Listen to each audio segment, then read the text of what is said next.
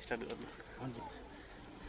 Hello guys, guys किन भन्ने आफै साथीहरूलाई भनेको हामी अहिले लुम्बिनी प्रदेशको गौतम बुद्ध जन्मेको स्थानमा आइपुगेको छु र यहाँ रमाइलो पनि गर्दैछु।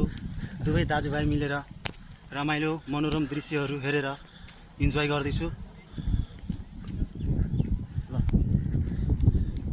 पक्कै पनि यहाँहरूले गौतम बुद्ध हामीलाई थाहा नै छ, उहाँ आफैमा एउटा ज्ञानको र शान्तिको प्रतीक भनेर चिन्नुहुन्छ।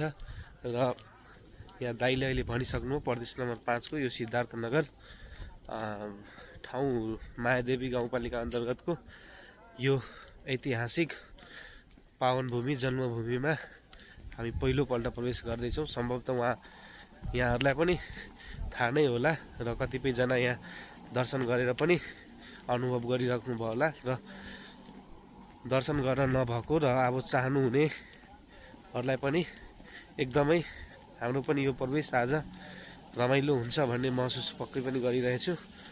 र तपाईँहरूलाई पनि यसो समय मिलाएर सम्भवतः तपाईँहरू पनि आउनुहुन्छ भनेर त्यो अपिल त्यो रिक्वेस्ट पनि गर्न चाहन्छु।